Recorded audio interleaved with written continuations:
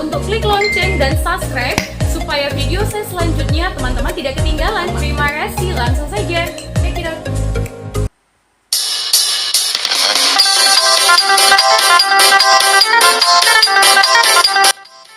Orang Batak adalah penutur bahasa Austronesia. Tetapi tidak diketahui kapan nenek moyang orang Batak pertama kali bermukim di Tapanuli dan Sumatera Timur. Dan diperkirakan teman bahwa nenek moyang Batak baru berimigrasi ke Sumatera Utara pada zaman logam. Pada abad ke-6, pedagang-pedagang Tamil asal India mendirikan kota dagang bernama Barus yang terletak di pesisir barat Sumatera Utara. Mereka berdagang kapur barus yang diusahakan oleh petani-petani di pedalaman. Kapur barus dari tanah Batak bermutu tinggi sehingga menjadi salah satu komoditas ekspor di samping kemenyan. Ya teman, pada abad ke-10 barus diserang oleh Sriwijaya. Hal ini menyebabkan terusirnya pedagang-pedagang Tamil dari pesisir Sumatera. Pada masa-masa berikutnya teman, perdagangan kapur barus mulai banyak dikuasai oleh pedagang Minangkabau yang mendirikan koloni di pesisir barat dan di timur Sumatera Utara. Ya, koloni-koloni mereka terbentang dari Barus, Sorkam, hingga Natal. Banyaknya suku dan budaya di Sumatera Utara menjadikan provinsi ini memiliki daya tarik tersendiri bagi wisatawan. Ya, masing-masing suku memiliki tradisi yang berbeda-beda dan menambah kekayaan budaya di tanah Sumatera.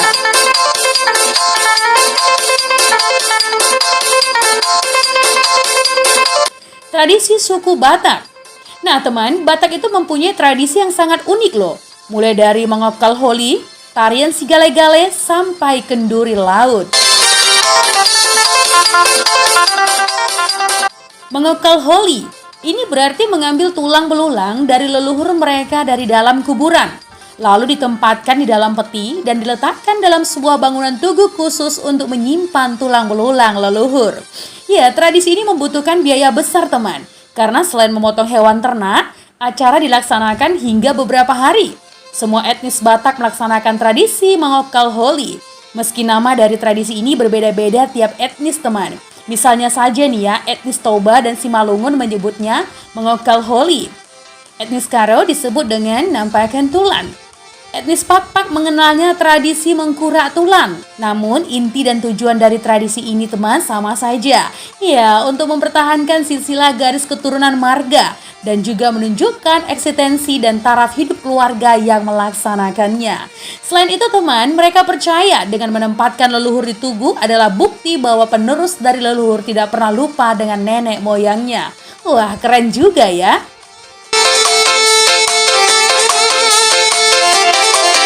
Tarian sigale-gale.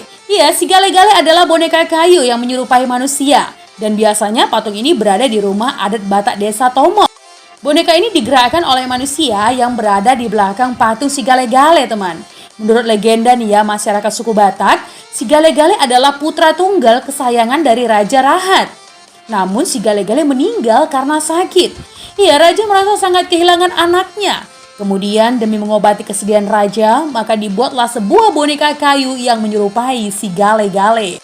Kemudian diadakan ritual memanggil arwah si gale-gale, sehingga boneka ini bisa menari-nari dengan diiringi musik adat Batak. Kini tarian boneka kayu ini menjadi daya tarik wisatawan loh teman, dan boneka ini digerakkan oleh 2 atau 3 orang. Wih, tapi seram juga ya.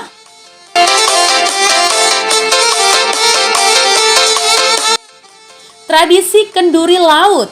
Ya, tradisi ini berasal dari Tapanuli Tengah. Kenduri laut dilaksanakan setahun sekali teman, pada bulan Oktober biasanya.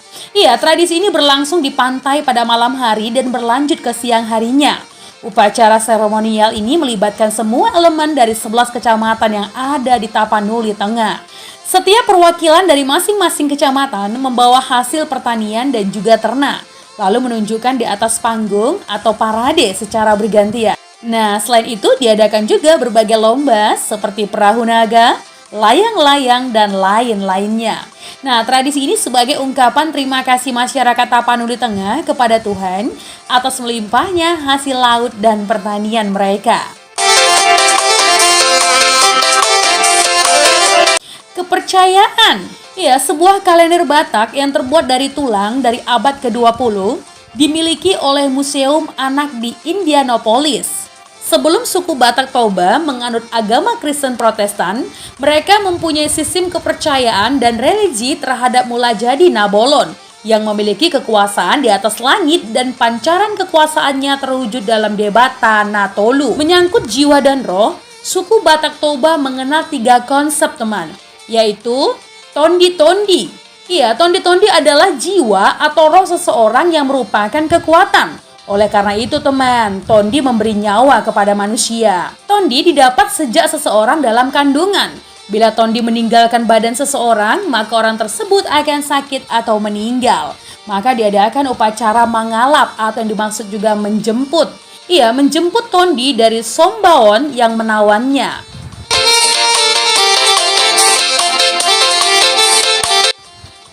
Sahala. Ya, sahala adalah jiwa atau roh kekuatan yang dimiliki seseorang. Semua orang yang memiliki Tondi, tetapi tidak semua orang memiliki sahala. Sahala sama dengan sumanta, tuah atau kesaktian yang dimiliki para raja atau hula-hula. Begu. Ya, begu adalah Tondi orang telah meninggal yang tingkah lakunya sama dengan tingkah laku manusia, hanya muncul pada waktu malam. Nah teman, walaupun sudah menganut agama Kristen ya dan berpendidikan tinggi, tetapi masih banyak loh atau sebagian orang Batak belum mau meninggalkan religi dan kepercayaan yang sudah tertanam di dalam hati sanubari mereka.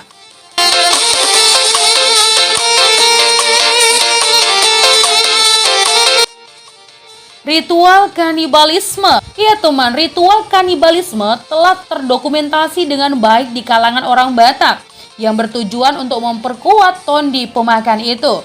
Secara khusus, darah, jantung, telapak tangan, dan telapak kaki dianggap sebagai kaya Tondi. Marco Polo mencatat cerita tentang ritual kanibalisme di antara masyarakat Batak. Ya, walaupun Marco Polo hanya tinggal di wilayah pesisir dan tidak pernah pergi langsung ke pedalaman untuk memverifikasi cerita tersebut, tetapi dia bisa menceritakan ritual tersebut.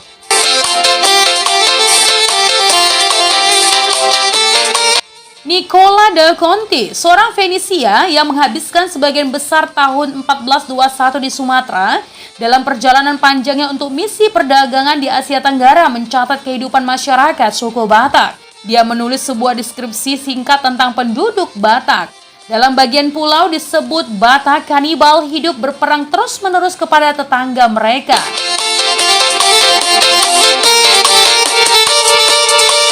Berikutnya, Thomas Raffles pada 1820 mempelajari Batak dan ritual mereka teman, serta undang-undang mengenai konsumsi daging manusia.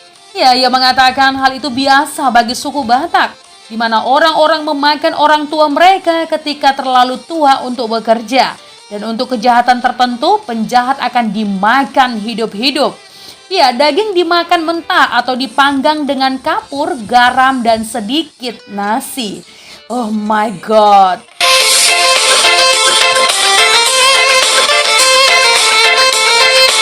Para dokter Jerman dan ahli geografi France mengunjungi tanah Batak pada tahun 1840 sampai 1841. Ia mengatakan tentang ritual kanibalisme di antara orang Batak yang disebut juga dengan better. Ia di sebuah desa yang ramah, makanan yang ditawarkan oleh tuan rumahnya adalah daging manusia loh teman. Ia daging dari 2 tahanan yang telah disembelih sehari sebelumnya. Namun hal ini terkadang dibesar-besarkan teman, dengan maksud menakut-nakuti orang yang bermaksud menjajah tanah Batak.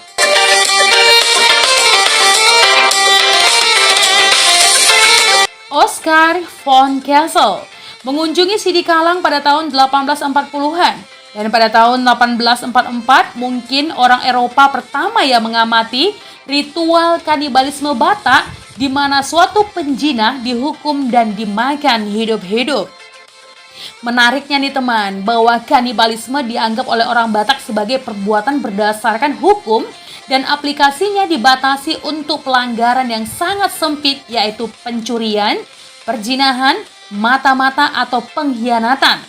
Nah, garam, cabai merah, dan jeruk nipis harus diberikan oleh keluarga korban sebagai tanda bahwa mereka menerima putusan masyarakat dan tidak memikirkan balas dendam. Waduh.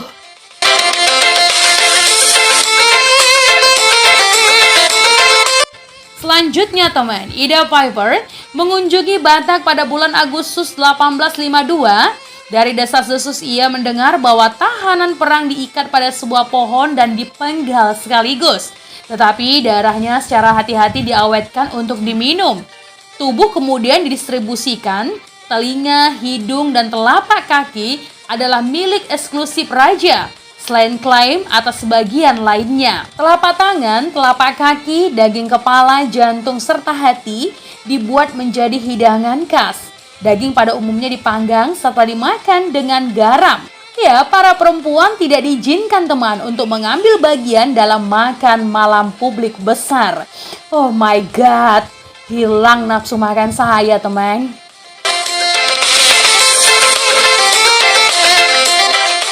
Pada tahun 1890, pemerintah kolonial Belanda melarang kanibalisme di wilayah kendali mereka. Ya, rumor kanibalisme Batak bertahan hingga abad awal ke-20. Kemungkinan bahwa adat tersebut telah jarang dilakukan sejak tahun 1816, teman. Hal ini dikarenakan besarnya pengaruh agama pendatang dalam masyarakat Batak. Salam khas Batak.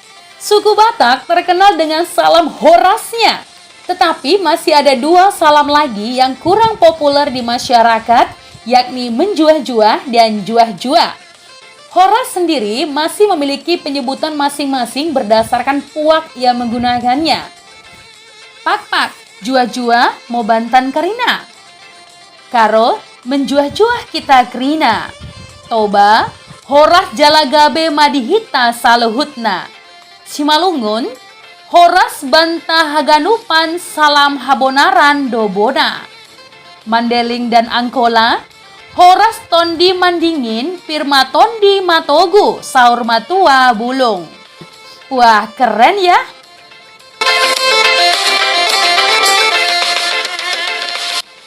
Kontroversi. Ya, sebagian orang Karo, Angkola dan Mandailing sempat tidak menyebut dirinya sebagai bagian dari suku Batak. Meski mayoritas masih mengakui dirinya sebagian dari suku Batak, wacana identitas itu sempat muncul disebabkan karena pada umumnya kategori Batak dipandang primitif dan miskin oleh etnis lain masa Orde Baru. Selain itu, perbedaan agama juga menyebabkan sebagian orang Tapanuli tidak ingin disebut sebagai Batak, teman. Ya, di pesisir timur Laut Sumatera, khususnya di kota Medan, perpecahan ini sangat terasa, terutama dalam hal pemilihan pemimpin politik dan perebutan sumber-sumber ekonomi. Nah, sumber lain menyatakan kata Batak ini berasal dari rencana Gubernur Jenderal Raffles untuk membuat etnis Kristen yang berada antara Kesultanan Aceh dan Kerajaan Islam. Ya teman, konflik terbesar adalah pertentangan antara masyarakat bagian utara Tapanuli dengan selatan Tapanuli mengenai identitas Batak dan Mandailing. Bagian utara menuntut identitas Batak untuk sebagian besar penduduk Tapanuli, bahkan juga wilayah-wilayah di luarnya. Sedangkan bagian selatan menolak identitas Batak dengan bertumpu pada unsur-unsur budaya dan sumber-sumber dari barat. Nah, penolakan masyarakat Mandailing yang tidak ingin disebut sebagai bagian dari etnis Batak sempat mencuat ke permukaan dalam kasus Syarikat Tapanuli, kasus pekuburan Sungai Mati, dan kasus pembentukan Provinsi Tapanuli. Dalam sensus penduduk tahun 1930 dan 2000, pemerintah mengklasifikasikan Simalungun, Karo, Toba, Mandailing, Pak-Pak, dan Angkola sebagai etnis Batak. Nah teman, wisata alam apa saja yang ada di tanah Batak, Medan, Sumatera Utara? Yang pertama, Pantai Lagundri dan Pantai Sorake. Dua pantai ini terletak di Kecamatan Teluk Dalam, Nias Selatan Provinsi Sumatera Utara dan masih berada dalam satu garis pantai. Kedua pantai ini sangat populer hingga sampai ke mancanegara karena menawarkan ombak yang cukup besar sehingga cocok untuk para peselancar dari berbagai belahan dunia. Air terjun Sipiso-Piso terletak di Desa Tongiang, Kabupaten Karo, Sumatera Utara. Air terjun ini menjadi salah satu destinasi yang paling banyak diburu oleh wisatawan. Ini tidak lain karena lokasi air terjun ini memiliki panorama pemandangan yang indah, teman. Terletak di ketinggian 800 meter di atas permukaan laut dan dikelilingi hutan pinus membuat daerah ini wajib untuk dikunjungi. Air terjun Telaga Dwi warna Sibolangit. Ya, objek wisata air terjun Telaga Dwi warna Sibolangit di Sumatera Utara yang satu ini memiliki keunikan sendiri dari air terjun lainnya. Air terjun yang terletak di Kecamatan Sibolangit, Sumatera Utara ini memiliki dua warna loh teman, yaitu warna biru muda dan putih keabu-abuan. Hal tersebut karena air terjun ini mengandung fosfor dan belerang. Tinggi air terjun ini mencapai 100 meter. Wow! Gunung Sibayak. Bagi para pecinta alam, Gunung Sibayak bisa menjadi salah satu rekomendasi untuk dikunjungi. Meski tidak memacu adrenalin karena jalurnya yang tidak terlalu ekstrim, tapi pemandangan dari gunung ini tidak kalah dengan gunung-gunung besar lainnya. Ya, gunung ini pun menjadi spot terbaik untuk melihat pemandangan matahari terbit atau sunrise dan kecantikan kota Brastagi. Danau Laut Kawar. Danau Laut Kawar berlokasi di Gunung Sinabung, Sumatera Utara. Danau ini memiliki air yang berwarna biru dan lebih kecil dari Danau Toba, yaitu seluas 200 hektar. Suasana di Danau Laut Kawar ini begitu asri, teman. Banyak ditumbuhi pepohonan hijau sebab berada di kaki Gunung Sinabung. Kegiatan yang biasa dilakukan di kawasan Danau Laut Kawar ini biasanya banyak kelompok perkemahan yang beristirahat di pinggir danau. Selain itu, memancing bisa Anda lakukan di sini sambil menikmati keindahan danau dengan memakai sampan kecil di tengah laut. Ya teman, berkunjung ke suatu lokasi wisata tidak akan lengkap ya jika tidak mencicipi makanan khas daerah tersebut. Danau Toba adalah salah satu destinasi wisata terbaik di Indonesia. Ya, penduduk Danau Toba mayoritas warga Batak. Banyak sekali makanan khas Batak yang harus dicoba. Apa saja? Deke mas nadiura, ikan nati nombur, manuk atau ayam napi nadar, lapet, itak gurgur, babi panggang, saksang, dan masih banyak lainnya. Ya, istilah anak niraja dan boru niraja. Raja artinya adalah penguasa tertinggi pada suatu kerajaan, orang yang mengepalai dan memerintah suatu bangsa atau negara. Berangkat dari pengertian di atas, sangat jelas bahwa raja merupakan pimpinan tertinggi dan harus dihormati. Selain mempunyai kedudukan yang tinggi, raja juga harus dihormati dan mempunyai tempat khusus dalam suatu acara apapun yang melibatkan raja, apalagi acara upacara seremonial. Negara-negara kerajaan seperti Inggris dan Malaysia adalah contoh nyata bagaimana raja diperlakukan begitu istimewa. Bagi suku Batak teman, kata raja masih sangat melekat dalam pembahasan bahasa sehari-hari. Kata raja bahkan melekat pada setiap putra-putri suku Batak. Dalam konteks suku Batak yang dimaksud dengan anak niraja dohot boru niraja adalah supaya dihormati atau dihargai. Kalau kita mau melihat sejarah bahwa dalam suku Batak dikenal sistem kerajaan. Pengertian raja dalam sebutan bagi suku Batak bukanlah sebagai pemegang tata kerajaan seperti makna kerajaan pada umumnya yang kita ketahui. Sekali lagi, bagi suku Batak kata ini menjadi penting sebagai identitas yang menyatakan bahwa laki-laki maupun perempuan suku Batak mempunyai harga diri. Artinya tidak bisa diremehkan oleh siapapun teman. Untuk itu, menjadi penting bagi suku Batak menyatakan bahwa kami adalah anak niraja, bahwa kami adalah boru niraja. Semuanya itu tidak lain adalah menyatakan betapa berharganya manusia sebagai ciptaan Tuhan. Di dalam acara pesta paradaton bagi suku Batak, kedudukan raja masih berlaku. Hula-hula atau tulanglah yang berkedudukan sebagai raja. Tulang adalah saudara laki-laki dari ibu. Dalam porsinya sebagai raja, posisi tulang sangat penting dalam acara adat suku Batak. Sedangkan pihak yang mengadakan pesta disebut sebagai hasuhuton atau pihak penyelenggara adat yang berpesta. Sementara boru, saudara perempuan dari hasuhuton, berperan sebagai parhobas atau pelayan pesta. Nah, kalau dalam kondisi ini sangat jelas ya teman, siapa yang berkedudukan sebagai raja, yakni hula-hula atau tulang. Nah, perlu kita catat nih ya, orang dalam pesta Paradaton suku Batak semua merasakan sebagai hula-hula atau raja, Hasuhuton dan Boru yang berperan sebagai parhobas. Jadi, dari pengertian anak niraja dohot Boru niraja bagi suku Batak adalah menyatakan kesamaan derajat. Memang kalau dipikir-pikir terkesan ada kesombongan bagi suku Batak ya menyatakan sebagai raja. Namun teman, harus kita mengerti dari sudut pandangan berpikir pendahulu suku Batak. Ketika semua mengatakan au anak niraja do, au boru niraja do, atau aku boru nirajanya, hal ini berarti sedang menyatakan bahwa kita semua sama kedudukannya. Dalam sistem kekerabatan suku Batak, kekeluargaan sangat begitu dijunjung tinggi. Oleh sebab itu teman, marga adalah identitas dari masyarakat Batak. Sosok wanita Batak. Sosok wanita Batak memang sangat terkenal karena karakter dan kepribadiannya. Mereka dipuji karena ketangguhan dan kegigihannya dalam memperjuangkan anak-anaknya. Tegas dan pemberani. Wanita Batak dikenal karena ketegasan dan keberaniannya. Ketika mereka yakin bahwa yang mereka utarakan itu benar, maka mereka akan maju terus tanpa mengenal istilah tawar-menawar. Pekerja keras dan mandiri. Pekerja keras dan mandiri adalah salah satu gambaran dari wanita Batak, sebab mereka sudah dididik untuk bekerja keras semenjak dini. Tak heran teman, jika di daerah pedesaan banyak anak perempuan yang turut bekerja membantu orang tua di ladang setelah pulang sekolah. Ketika sudah dewasa, sebagian besar dari mereka memilih untuk merantau dengan harapan agar lebih mandiri. Mengutamakan pendidikan anak. Iya, di dalam kehidupan suku Batak, pendidikan adalah hal yang sangat diutamakan. Pendidikan dinilai sebagai suatu bekal utama dalam memperbaiki serta meningkatkan taraf hidup. Maka tidak mengherankan jika wanita Batak akan menyekolahkan anaknya setinggi mungkin, baik itu laki-laki maupun perempuan. Seperti lagu ya.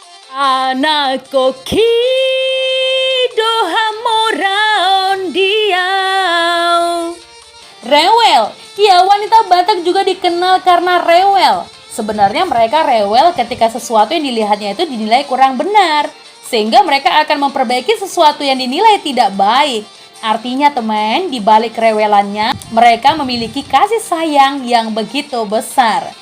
Pandai menyanyi. Suara yang indah merdu sangat melekat bagi sebagian wanita Batak. Di daerah pedesaan Batak, kita akan melihat banyak anak muda baik pria dan wanita berkumpul seraya bernyanyi dan memainkan gitar. Maka tidak mengherankan jika banyak wanita Batak memilih untuk berkarir sebagai penyanyi. Tidak manja. Sebagian besar wanita tidak mengenal istilah manja, karena di dalam keluarga mereka terbiasa dididik untuk saling menghormati dan membantu saudaranya. Penyabar. Ya, wanita Batak sesungguhnya sangat penyabar.